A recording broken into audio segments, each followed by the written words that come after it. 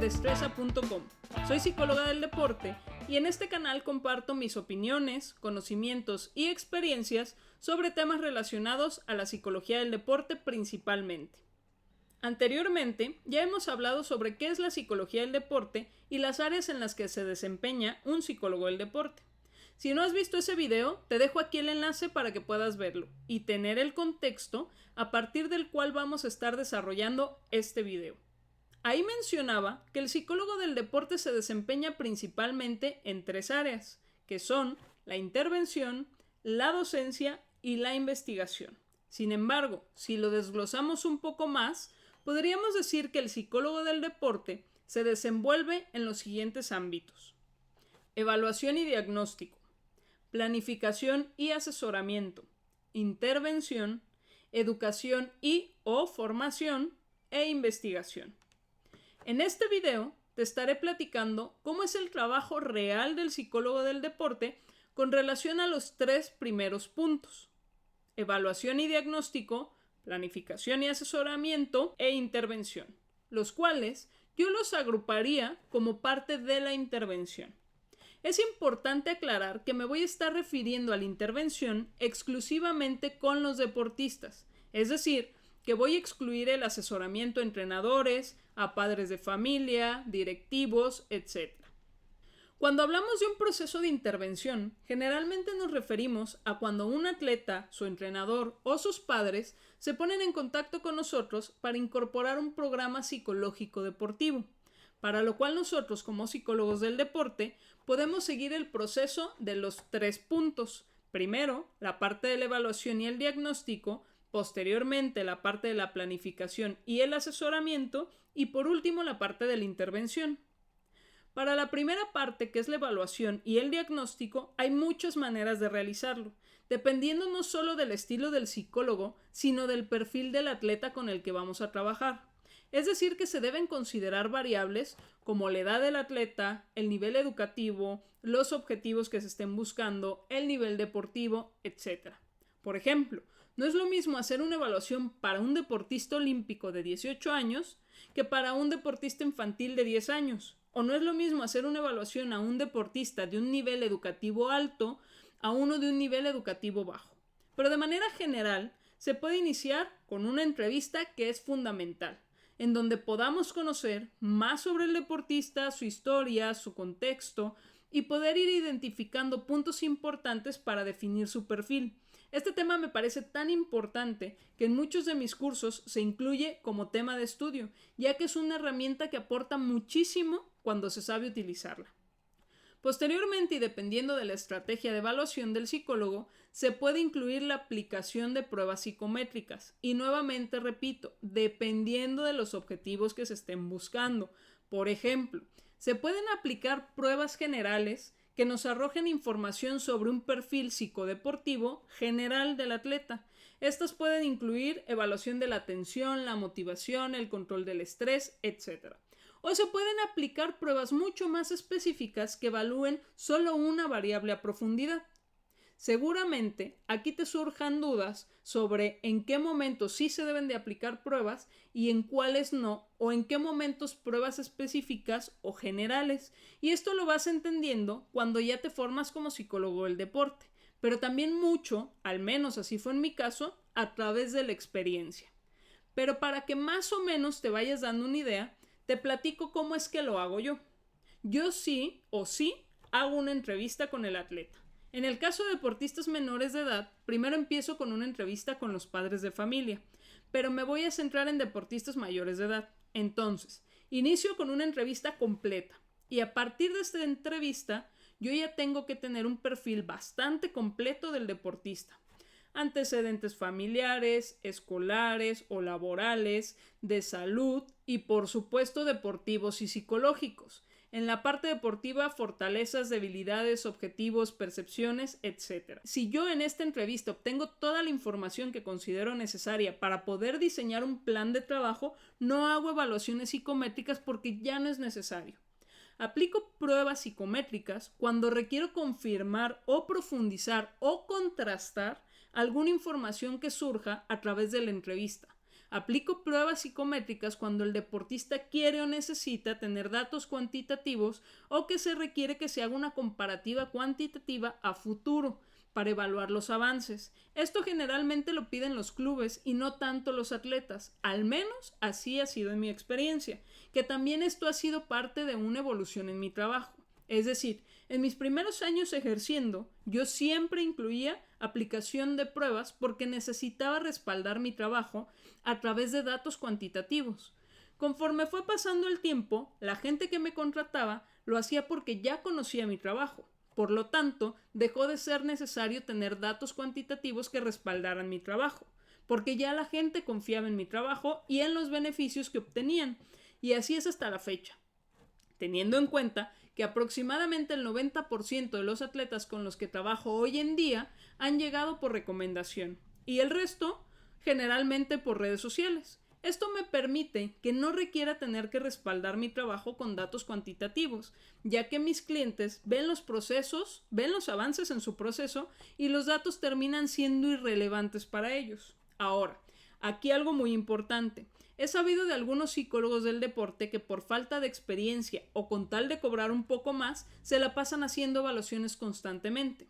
Cuando es por inexperiencia, es por querer tener la mayor cantidad de datos, aunque no te sean de utilidad, y prefieres tener muchas evaluaciones e información y no necesitarla, a no aplicar pruebas y no tener cierta información cuando la requieres, y cobrar más, porque generalmente cuando se trabaja de manera independiente, se cobra por hora. Por lo tanto, a más pruebas, más horas. En la parte de la planificación y el asesoramiento, una vez que ya definimos el perfil del atleta y que tenemos claros los objetivos que está buscando, pasamos a diseñar nuestro programa de entrenamiento psicológico. En este punto hay varias consideraciones a tener en cuenta. La primera es que en el caso de que tengamos la comunicación con el entrenador, será importante también realizar una entrevista con él para complementar el perfil del atleta y clarificar los objetivos para estar todos trabajando hacia la misma dirección. En caso de que nos demos cuenta que los objetivos son diferentes, se tendrá que llegar a un punto de acuerdo entre las partes involucradas para poder diseñar el plan de trabajo. El otro punto importante es que nuestro plan de entrenamiento psicológico deberá ir, en el mejor de los casos, integrado a la planificación deportiva del entrenador. Si no, cuando menos, conocer las etapas del macrociclo para que nuestra planificación sea lo más adecuada posible. En caso de no tener acceso al entrenador por cualquier motivo, será tarea del deportista obtener la mayor información sobre el programa, sobre su programa y la temporada deportiva para planificar nuestro programa lo mejor posible. Una vez aclarados estos puntos, ahora sí entramos a la parte de la planificación. Esta planificación se tendrá que hacer primero identificando objetivos. ¿Qué es lo que se quiere lograr? Posteriormente, identificar en qué punto se encuentra nuestro deportista, es decir, en dónde estamos. A la par, tenemos que identificar en qué periodo de la temporada nos encontramos para poder definir cómo vamos a estructurar nuestro programa. Es decir, que deberemos identificar cuál es la mejor estrategia dependiendo si se está en una etapa de preparación general o especial o si se está ya en un periodo precompetitivo o competitivo. Para a partir de eso diseñar nuestras sesiones, ejercicios, estrategias, etc. Y por último, la intervención, que es como tal la puesta en práctica de lo que ya hicimos en teoría. Es decir, es poner manos a la obra y empezar con el trabajo directo con el deportista. Y en la intervención también hay diferentes etapas y diferentes maneras de trabajar. Tenemos intervenciones que se realizan fuera del entrenamiento como sesiones de tipo asesoría o tipo taller, sesiones de escritorio, como se le llaman en algunas ocasiones, que son todas esas sesiones que necesitamos hacer fuera del entrenamiento, por ejemplo, cuando le tienes que enseñar al deportista a planificar sus objetivos. No lo vas a hacer dentro del entrenamiento, sino que vas a buscar un espacio adecuado en donde puedas trabajar con él, ya que es una actividad en donde tiene que escribir y tienes que retroalimentar lo que tiene que poner en práctica. Otro ejemplo es cuando vamos a enseñar el tema de las emociones. Primero, se hace afuera del entrenamiento. Se le explica al deportista cómo funcionan las emociones en su mente, en su cuerpo, cómo se expresan, cómo se sienten, etc. Para que una vez que esté dentro del entrenamiento y las esté experimentando, entienda qué es lo que está viviendo y sea más fácil la retroalimentación en la práctica. Por otro lado, tenemos las sesiones que son dentro de entrenamiento. Estas sesiones es cuando ya hay un antecedente y el atleta ya sabe de qué estamos hablando. Entonces, se refuerza en el entrenamiento deportivo. También hay algunas otras intervenciones dentro del entrenamiento que se pueden hacer de dos formas. Una, cuando el entrenador está dando instrucciones y tú entras y refuerzas, te sumas a lo que el entrenador está diciendo. Por ejemplo, en el caso de un golfista, el entrenador está diciendo, mira, vas a tirar tantas bolas, tu objetivo es este, bla, bla, bla. Entonces tú ahí puedes intervenir o incluir un ejercicio. Por ejemplo, sumando a lo que dice el entrenador, quiero que estés trabajando en identificar tus focos atencionales. Evidentemente, para poder hacer este tipo de intervenciones, tienes que contar con la aprobación del entrenador y no solo llegar a interferir en su entrenamiento. Aunque ciertamente esta situación no siempre es posible, ya que a veces el deportista te contrata por fuera de su equipo. A veces el entrenador no está enterado y en otras ocasiones el entrenador se rehúsa a que un psicólogo esté presente en sus entrenamientos. Otro tipo de sesiones son las prácticas, pero fuera de entrenamiento. Es decir, sesiones en donde se incorpora el entrenamiento mental al entrenamiento deportivo, pero fuera del horario de entrenamiento. Por ejemplo, en ocasiones se requiere trabajar alguna variable con el atleta, pero por la dinámica o el tipo de ejercicio es probable que pueda interferir con el entrenamiento, interrumpir a los demás deportistas o cambiar la dinámica que tenga planificada el entrenador. Por tal motivo, se opta por hacer otro entrenamiento individual en donde se pueda trabajar el ejercicio psicológico. Por ejemplo, supongamos que queremos trabajar la atención del atleta incluyendo distractores en su entrenamiento. Es probable que si hacemos la dinámica estando los demás deportistas, creemos un desorden o afectemos su entrenamiento. Por lo tanto, es mejor realizar este tipo de ejercicios fuera del entrenamiento regular. Hay otro tipo de sesiones también importantes y que ahorita con estos temas de pandemia se han destacado y son las sesiones en línea. Generalmente, cuando yo trabajo sesiones presenciales, ya sea fuera o dentro del entrenamiento, omito todas las sesiones en línea. Y también tengo atletas con los que todo el trabajo es 100% en línea. Pero hay ocasiones en donde podemos combinar y hacer diferentes tipos de trabajo. Algunas sesiones presenciales fuera de entrenamiento, algunas presenciales dentro del entrenamiento y sesiones en línea fuera del entrenamiento, evidentemente.